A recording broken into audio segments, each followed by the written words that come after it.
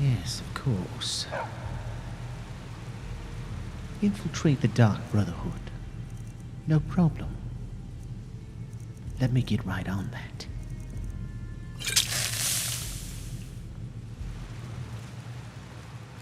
Should be no issues. No worries.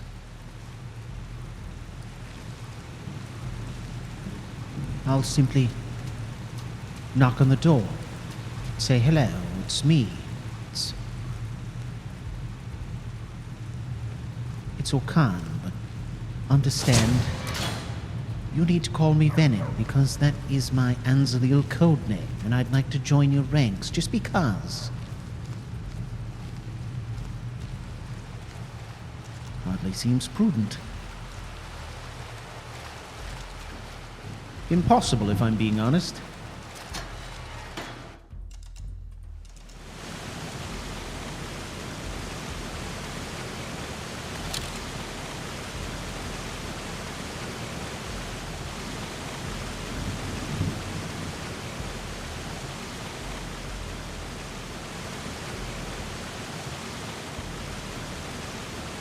She is looking the other way.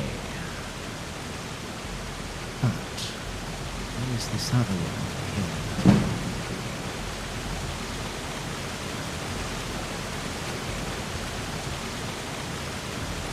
We shall watch for him.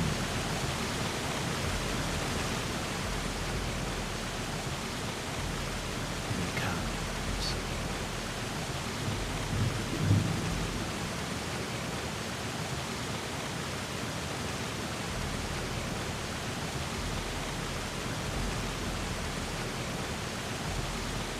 Yes, there you go. Go back to your filthy table. Let me get out of this mess. There you go.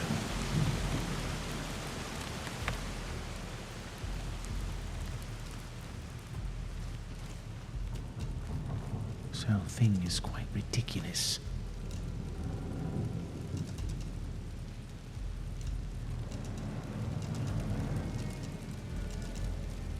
It would seem this is the route to the lighthouse. Oh, shit.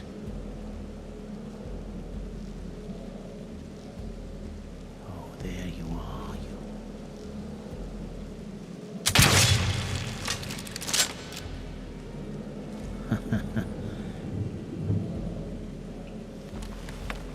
Must watch these ambush predators.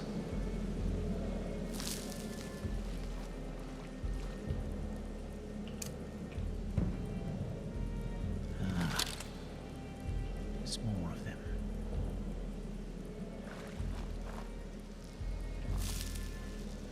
I believe I'm simply distracting myself.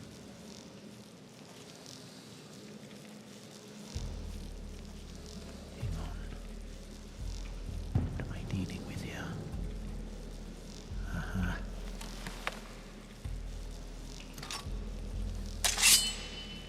We shall not waste valuable bolts.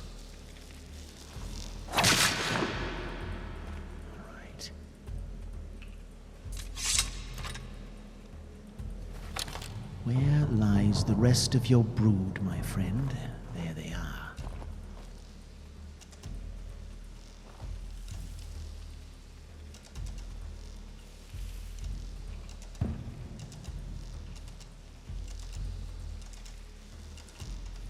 There we go. Oh, that was a fine mess.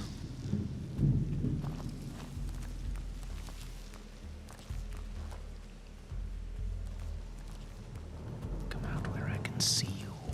Gotcha. Are you coming back?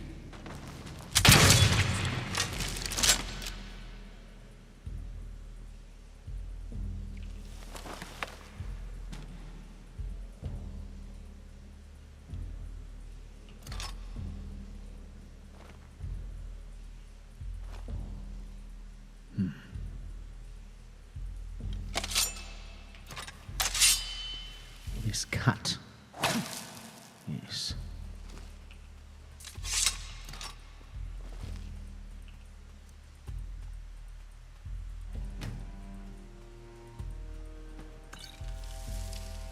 There is no disputing the logic of the Prolocutor's plans.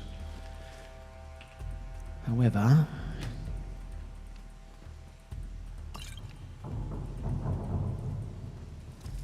I would very much like it if it was someone else executing on them. You understand? And you?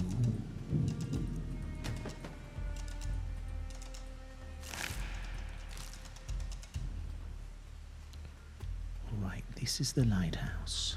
It makes no sense to come down here and not explore other exits. So we are going to attempt this. Let's see how we fare.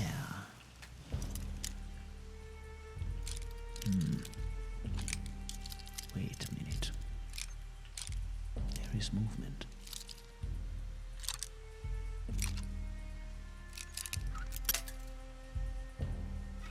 All right. A little further.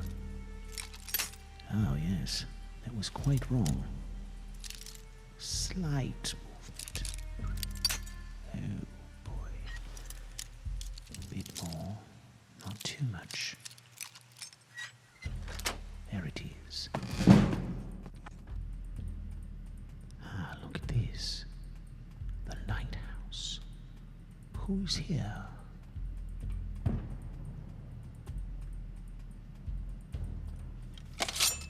Can you hear him?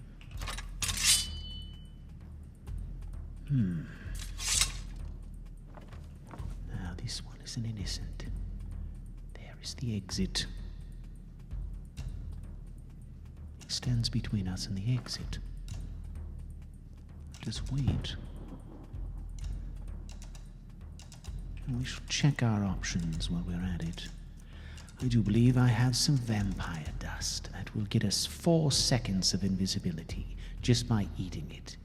That should be enough time to race for the door, but I need him to reposition himself first. So we wait. We wait. There he goes. Excellent. Do what you must, but do not come in here. All right, we can do that. Very good. Here we go. Tracking him. Vampire dust it is. 4 seconds.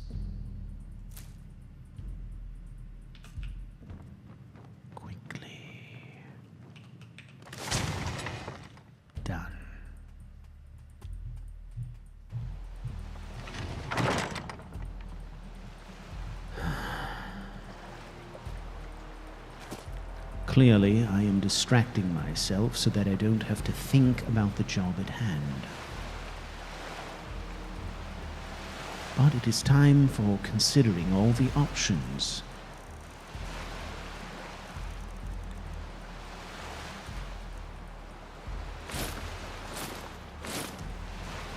What a mess.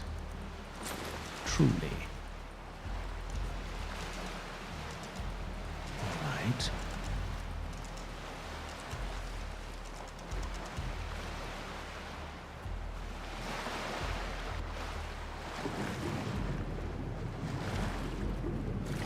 Truly a mess, absolutely.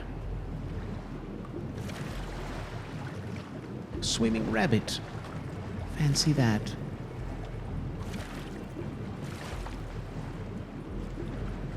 Let's get to where the water's deeper.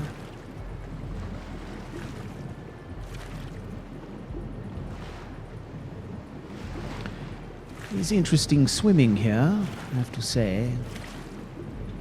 Once we get to the harbor, we will see the water change color, the grimy water. Disgusting. Firstly, I must find this Brynjolf. I know his name, I know not where he is, I know nothing about the man. I must find him.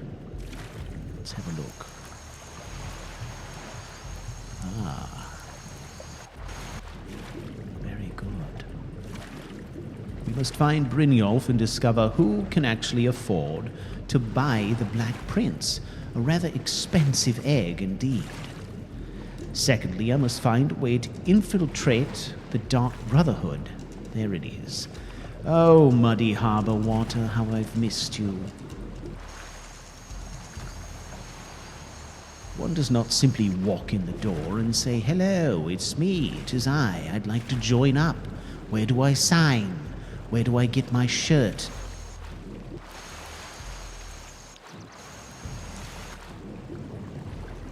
No. It'll take more than that.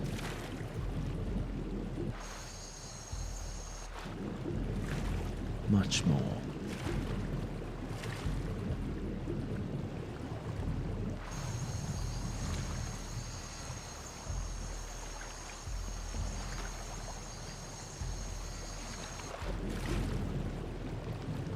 There's a small inlet here. Wade up in here and get out of the water.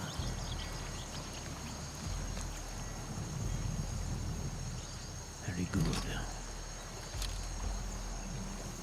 So where do I start?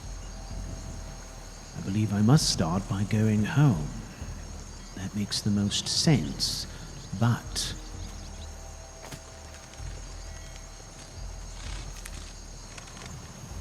I believe I shall do so whilst attempting to acquire this white file.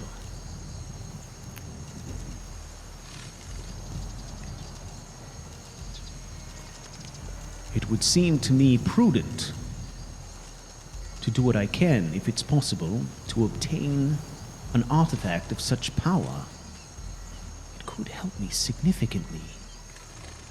Eventually. And then I shall have to start asking questions. Discreetly, of course. Questions. I shall start among those people I work with frequently and know that I can trust at least marginally.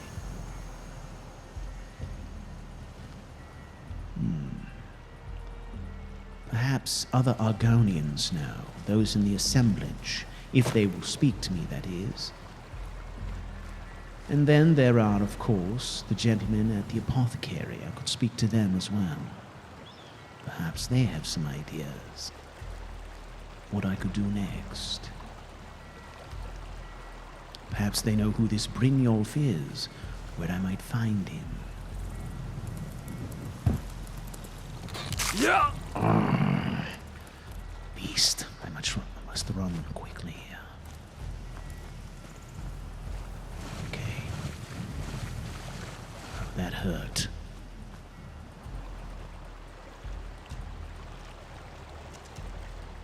was a crab. I know there are much more dangerous things than crabs out here. Seems preposterous to have to worry about crabs. However, everything in the swamp is deadly. It is how it works. Oh, that was close. Oh, this is bad. Where is it? It's moving. We move as well. There are times when the best thing to do is simply run.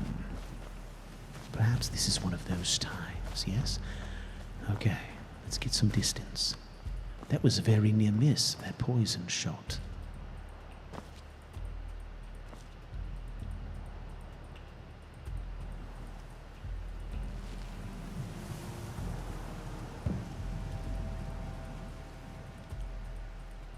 Hold on.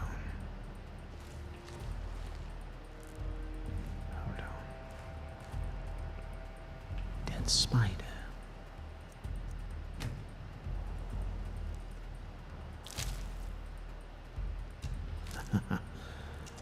It was killed by a poison bloom.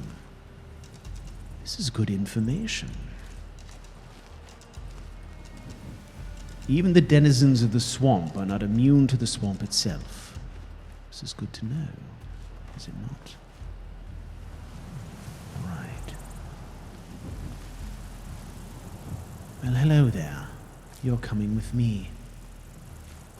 And your lover? Yes, of course. We shall like to keep you together, I think. All right. Ah, these blooms. They're everywhere. All right. We'll slip in here.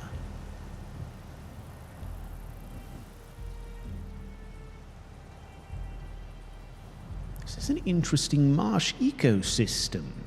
Primarily salt water. Interesting.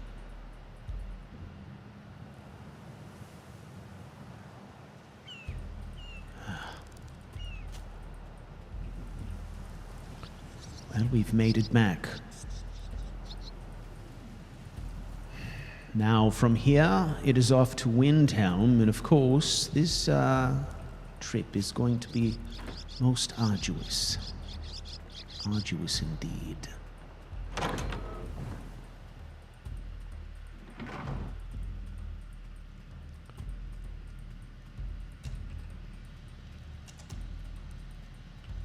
Welcome, dear viewers, to Couch Warrior TV on YouTube. I am the Couch Warrior, and you are watching The Black Prince, featuring Okan, also known by his An-Xileel agent name, Venin. Okay, well, we have a lot to kind of unpack here. We're not going to attempt to do it all in one episode, but what we are going to do is we're going to rest up here, we're going to get something to eat, and then we got to hit the road. We've got some travel to do. We know that he is headed back to Windhelm. Now, there would have been some faster ways for me to get back to Windhelm from Solitude. Of course, among those would have been to take a boat or a carriage. But he intentionally did not do that because he doesn't want anybody to see him leaving. It would be rather conspicuous. You know, the second that you pay for a boat or you pay a carriage driver, now you have left an indelible impression in people's minds, and they remember, oh yeah, an Argonian who was dark in color with an emblem in the middle of his forehead came up to me and he paid 50 septims for me to take him to Windhelm, right? I mean, that is absolutely what you wouldn't do. So, we're not going to. We got to do it the hard way for the sake of security. All right? So, that is what we're doing. Now, this place is a safe house that he can return to anytime he needs to. But right now, we got to hit the road. We got to get moving. So, we're just going to make short work of some crab legs. All right. That ought to do it. And then we're going to get on the road. Use the primary travel clothes, of course. Okay. Now, I don't believe that we picked up any special items along the way. Before we go, though, let's just have a look at our inventory of ingredients. And I'm just going to run down the list. We're going to make sure there's not anything on this list that is unknown to us. Lunamoth wing. Try one of those. It's probably going to hurt. But we know what all of its properties are. Yeah. Woo! Yep. That's what he said. So, you know, the thing I like about Okan is he's got some strengths in some very interesting areas.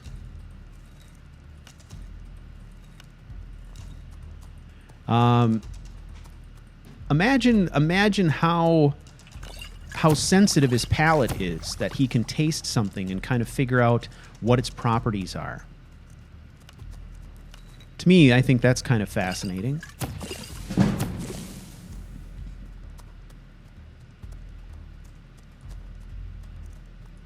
We're going to do some regenerate health.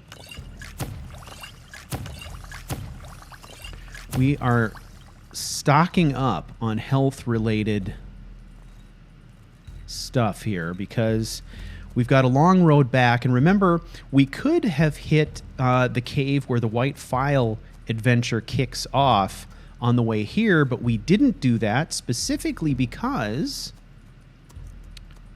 that location was along the road and we were driven off the road by predators. We actually had to take the long way around. We're going to try to take a more direct route this time if we can. But that is not easy to do. So we have the possibility of encountering more dangerous things along the way. So we're going to stock up on poisons. We've got some health potions, regeneration potions we've created, which is good. We already have some resistance potions. Lingering damage health. Let's see what that looks like. Okay, drains the target's health by 11 points per second for 23 seconds. 11 points per second. It's not huge. Plus, we're not wearing our circlet either. Well, let's go ahead and bail. I think we got to hit the road. I waited until darkness, so we're going to use cover of darkness to help us out here, hopefully. And again, our stealth is looking pretty good. Doing great on the stealth. That's going to be a huge advantage for us. Just in terms of survivability, it's pretty essential. One of our greatest advantages.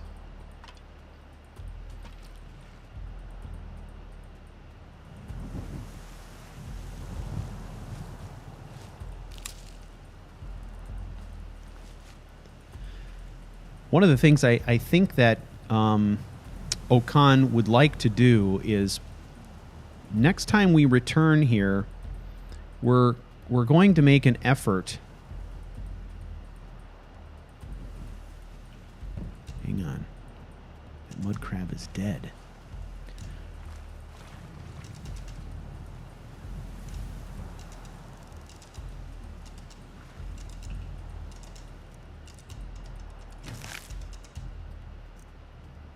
We're going to get these. Always good for cure disease. I think next time we return to the marsh, we definitely want to come back with some resist poison potions and see how many poison blooms we can gather up safely.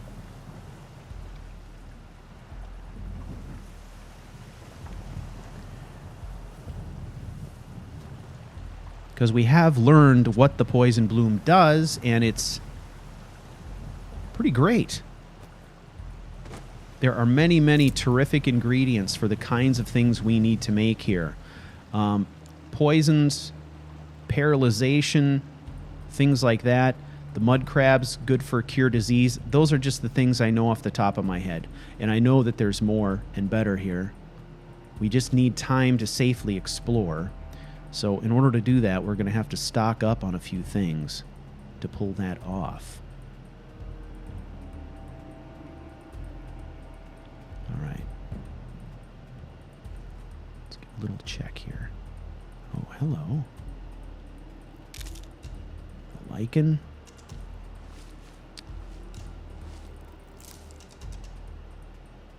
Getting our hands on the death bell. Nightshade. Poison blooms. All of that stuff. It's exactly the kind of stuff we can use. And the deal with the poison blooms is that they're just remarkably dangerous. I mean, even if they don't pop and explode, we still get poisoned. We're still poisoned just by being near them. I mean, they're giving off fumes at all times. If they explode, well, that's really serious.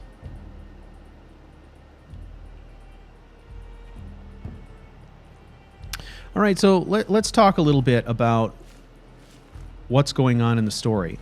So the Prolocutor was / is his handler.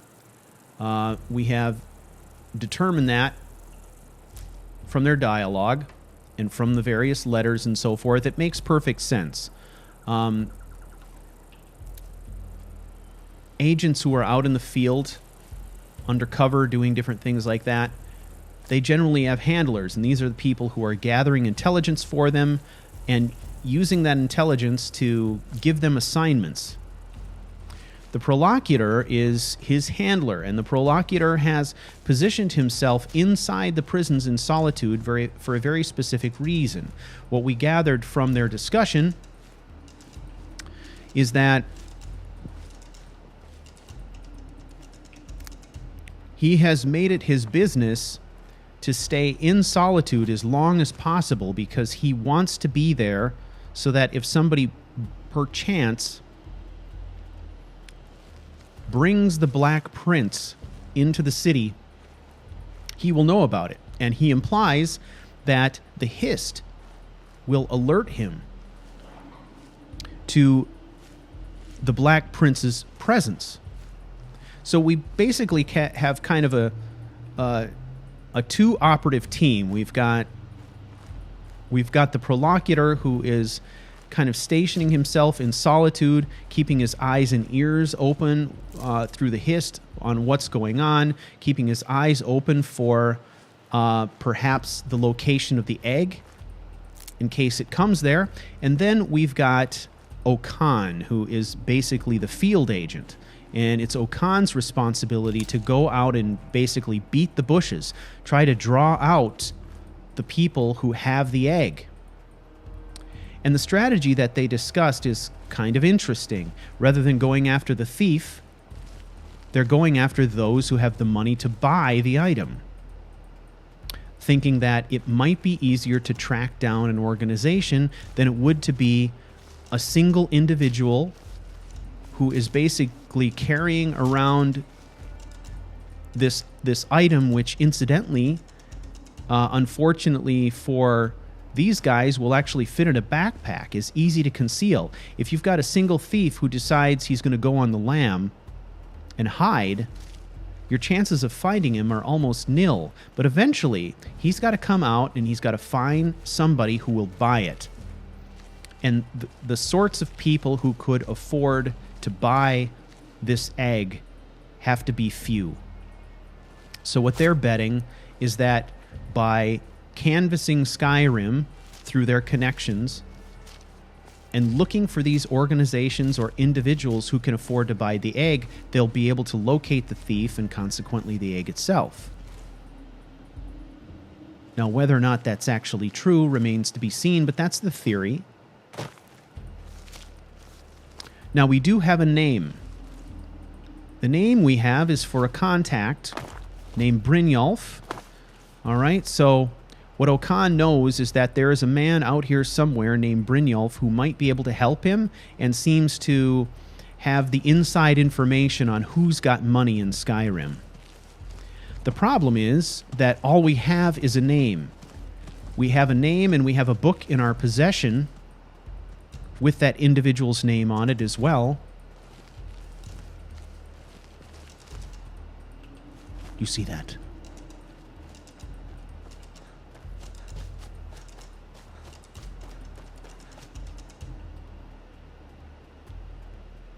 What was that?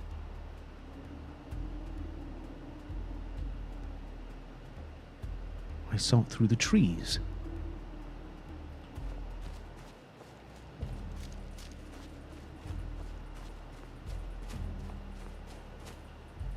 I've lost it.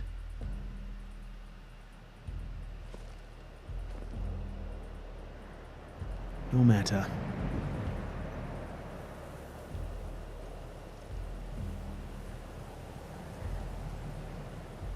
So we've got to figure out, firstly, how do we figure out where Brynjolf is? Now remember, all the Prolocutor told him is that this is a man you can trust, but he didn't reveal where Brynjolf is or who Brynjolf is associated with. So even as longtime players of Skyrim, we know who Brynjolf is, and we know that Brynjolf is a member of the Thieves Guild. Okan does not. He needs to figure that out. So his plan is to go back to the place he knows, which is Windhelm, and from there start talking to the people that he associates with on a daily basis to try and learn more about who this individual might be, to see if anyone else has heard of him. All right? Now we've also got the side project of trying to figure out how to infiltrate the Dark Brotherhood. At the moment, that is something that's in the back of his mind that he hasn't given a lot of thought to yet, but he knows he's got to figure out, and that is the more serious and dangerous part of his overall mission. So you got to believe that that is on his mind, but right now we're faced with a more practical problem,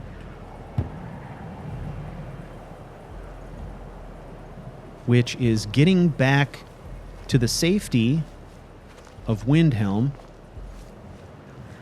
and familiar territory so that we can start working on our network. Okay?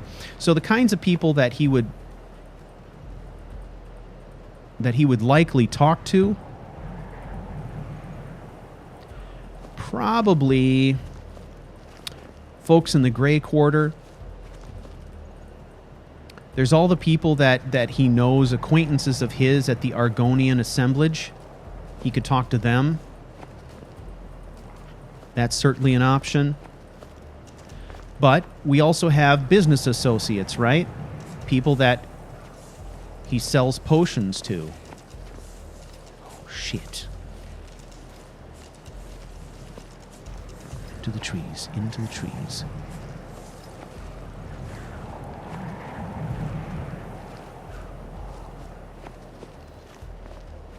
So he's got a plan there.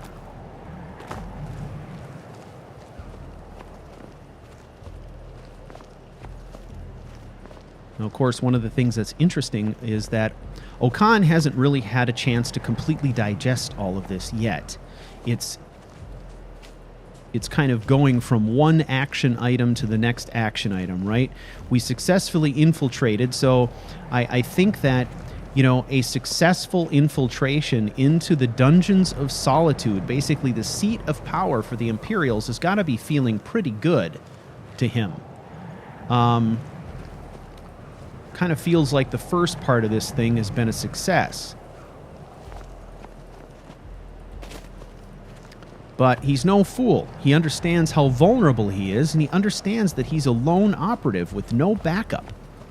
If something goes wrong, the Prolocutor's not going to be there to help him. He's on his own. He has no network. He has no, you know, group of compatriots, right, who are going to bail him out. So he's got to figure this out. And there's a certain amount of freedom in being a lone operator, right?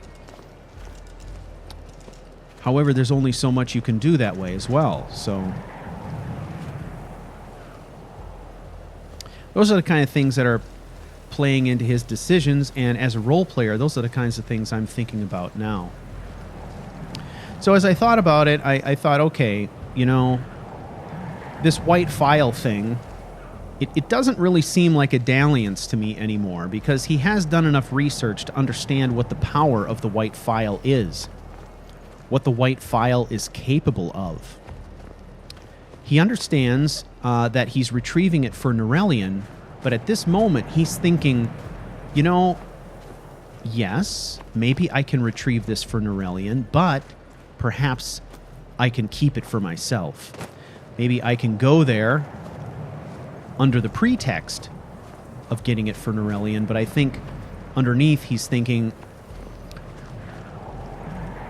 I should probably have this thing myself because it's going to help me in completing this task or series of tasks, which are going to be extraordinarily difficult. So I think one of the things that we need to understand about Okan is that, as he said, he is 100% committed to the mission. He is 100% committed to the cause of the An-Xileel and to his people, and he will not be swayed. Those were his words. He would not be swayed.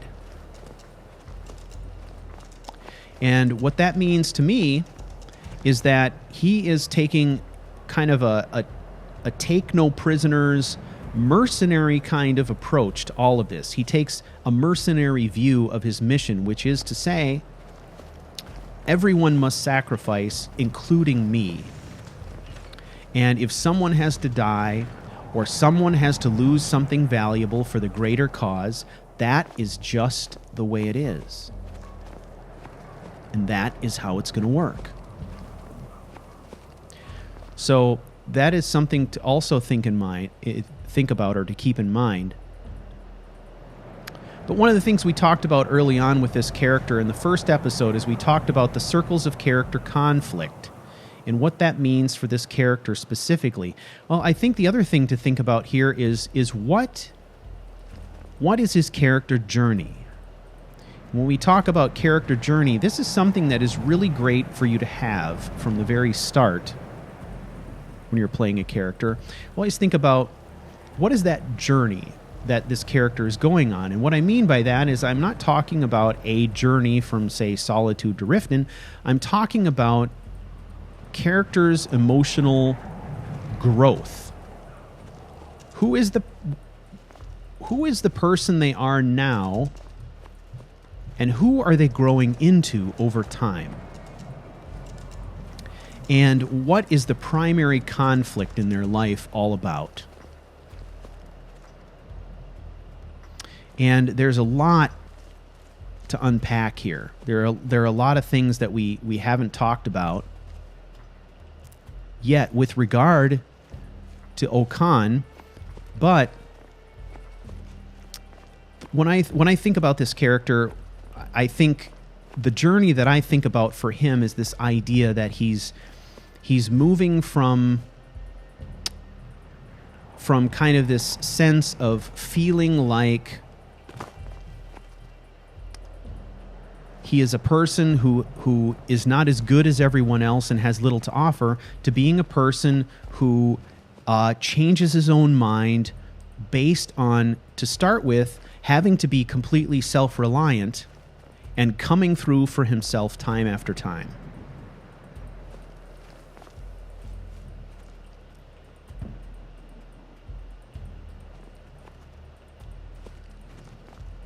And what's fun about this game is we get to actually play that out, right? We get to actually see him succeed and fail, and we get to understand what judgments he makes about himself and his own capability based on those things. And I think the inner struggle that this character is going to have throughout this journey is a moral one. Because on the one hand, he's a highly idealistic he joined the An-Xileel, and he's engaged in this fight because he believes in his people, and he's very patriotic. And he's seen his people enslaved. He's seen his people downtrodden and beat down time after time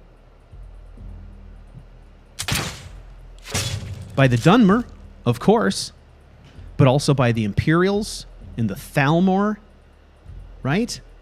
Time after time.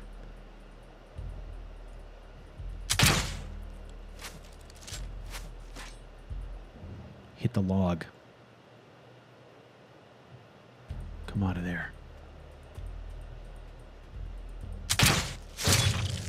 And I think a struggle like that would make anyone nationalistic. He is for the Argonians. He is for Blackmarsh. And his objective in joining the An-Xileel is to support that effort. Now, of course, what that means is he's highly idealistic, and he's saying to himself, okay, I need to do what it takes to save my people, right? But along the way, there's nobody who can be in this kind of a position who isn't eventually asked to do something that isn't sort of morally questionable, unsavory. And so where the rubber meets the road for this character emotionally and morally is in those positions where he's forced to choose. Can he ignore certain moral qualms he has in the interest of the An-Xileel cause, and where does he draw the line? So we've got this journey, right, where he's trying to prove something to An-Xileel leadership. He's trying to prove that he's capable, but he's trying to prove it to himself as well. And then overlaid on top of that is the additional pressure of having to meet An-Xileel objectives and then also deal with some of the moral ramifications that come with that. So that is kind of the trajectory we're looking at for this character. He's got a battle going on inside him between these opposing forces. And obviously, those of you who have played through the Dark Brotherhood quest line know that that quest line is going to present a number of, well, many. It's going to present many situations where he's going to have moral dilemmas based on what we've laid out here. And I think what's intriguing about that is it could cause him in certain situations to make unexpected choices. So, I don't know. We'll see what happens with all of it. But that's kind of what I'm excited about, is to give Okan the opportunity to encounter some of these things and be forced to make choices and to see what he does. Because I don't know what he's going to do. Right? Now, I think what's cool about this is that we've got some other forces, some outside forces, which are going to be pushing him in one direction or the other. We've got the Prolocutor, who basically is the voice of the An-Xileel for him. And the Prolocutor is likely going to be saying, you must do this. Are you An-Xileel or not? Do you care about your people or not? And he's going to be pushing Okan to make those hard choices. But we've also got a character who is named but briefly, who we will hear more about as the story expands, called Jedem Da. And Jedem Da is named specifically by the Prolocutor as being the man that raised Okan.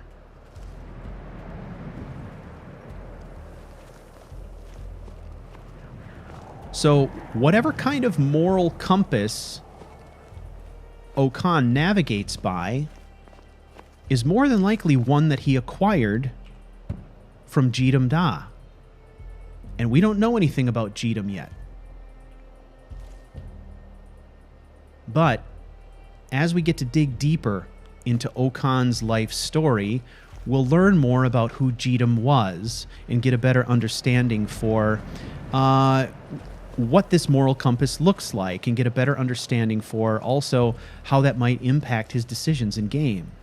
And those are kind of two outside forces that are kind of reinforcing both sides of this equation, one being nationalistic and one being moral.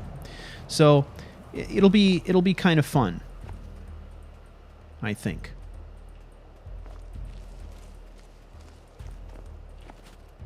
What I like about this character as well is that the way I have crafted the story and the way that I have put together his character background, we get kind of a cool opportunity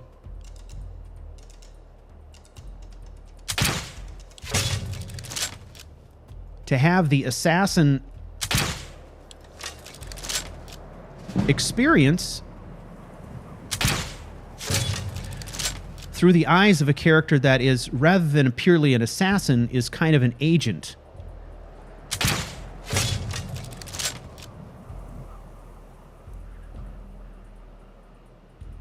Got to take the big one out. All right. Now we can deal. Oh, I think I missed. Did I miss? Yes.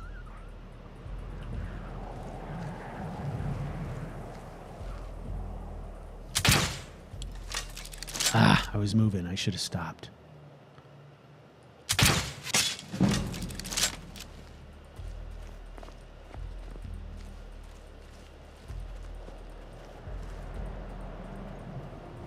All right.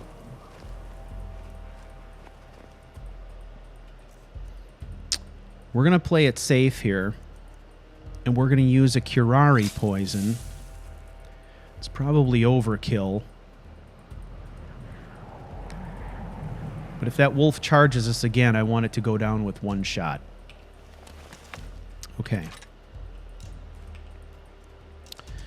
Let's just manually loot, see if we get anything back. Nope. At this point, I'm just looking for bolts.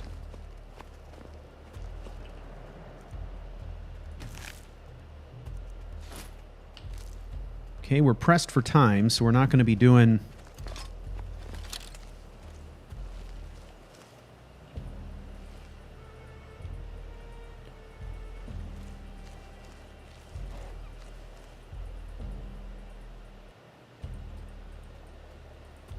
Well, he ended up buying it in the end anyway. Okan's not taking on wolves for sport. He's doing it because they're blocking his path, and he's not interested in getting bit. He's not interested in acquiring diseases or getting, you know, terrible, savage injuries out here in the wilderness. That would not be a good idea. All right, this is the place. Let's do it.